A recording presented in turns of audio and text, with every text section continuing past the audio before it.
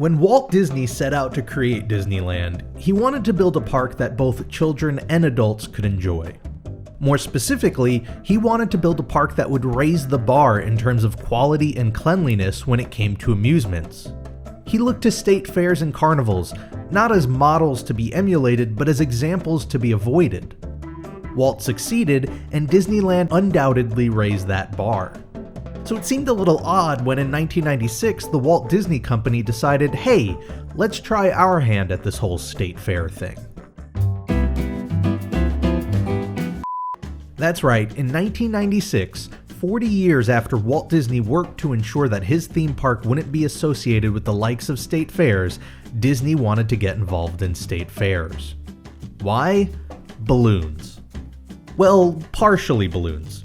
According to Walt Disney Entertainment Senior VP Ron Logan, the idea of the Disney Fair was born from discussions at the company regarding what they could do to put their collection of over 300 inflatable Disney characters to use.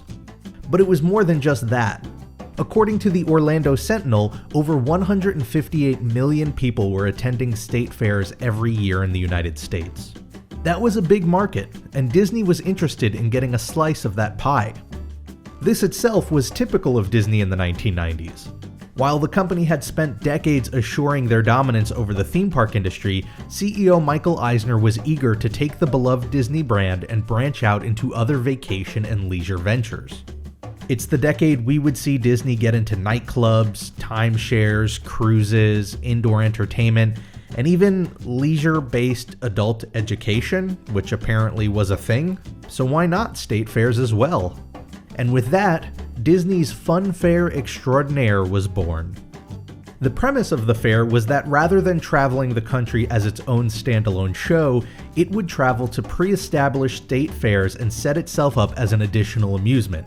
The plan called for visiting 12 to 13 state fairs over the course of a year, but before they do that, Disney aimed to run a test at a couple of fairs in the fall of 1996. The show involved 3 massive fair tents that totaled out at over 100,000 square feet. Guests who purchased admission to the show would first head into the main tent, which at 55,000 square feet fit an audience of 2,200 guests. From there, they'd be treated to a 40-minute stage show called Mickey's Great Inflation Celebration. The show featured Mickey Mouse and his pals, who were represented by larger-than-life inflatable balloons, as they defended Balloon-topia against Captain Hook. Get it? Because hooks are sharp? After the show was over, guests would get 90 minutes to explore the second tent, which itself was Balloon-topia. It offered a slew of different activities, including an inflatable house called Inflation Substation, a villain-themed maze called Hook's Revenge, an area dedicated to previewing upcoming Disney films and attractions, and an interactive area featuring computer and console games, which most news outlets likened to a fair-themed Innoventions. After the hour and a half was up, guests would then exit through the third and final tent, which was, as you could probably guess, a gift shop. The Souvenir Shop, as it was called, didn't require a ticket to visit and offered not only toys and souvenirs, but also allowed guests to plan and book Disneyland and Disney World vacations. Then the whole process would begin again, as Disney planned to run 5 shows a day, 7 days a week, for the duration of each fair it was visiting. Disney's Fun Fair Extraordinaire premiered at the Washington State Fair in September of 1996.